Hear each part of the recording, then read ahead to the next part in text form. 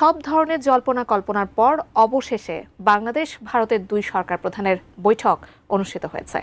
শেখ হাসিনা ক্ষমতাচ্যুত হওয়ার পর এই প্রথম মোদির সাথে বৈঠক করেছে ডক্টর ইউনূস।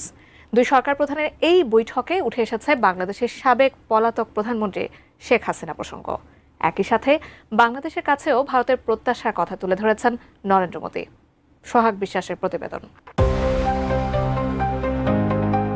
থাইল্যান্ডের রাজধানী ব্যাংককে বিমস্টেক সম্মেলনের ফাঁকে বাংলাদেশের প্রধান উপদেষ্টা অধ্যাপক ডক্টর মোহাম্মদ ইউনূসের সঙ্গে বৈঠকে গঠনমূলক সম্পর্ক নষ্ট করে এমন বক্তব্য এড়িয়ে চলার আহ্বান জানিয়েছেন ভারতের প্রধানমন্ত্রী নরেন্দ্র মোদি। একই সঙ্গে ঢাকার সাথে গঠনমূলক সম্পর্ক গড়ে তোলার আকাঙ্ক্ষাও প্রকাশ করেছে নয়াদিল্লি। শুক্রবার 40 মিনিট ধরে চলা বৈঠক পরবর্তী সংবাদ সম্মেলনে ভারতের পররাষ্ট্র সচিব বিক্রম মিস্ত্রি একথা জানান বলে খবর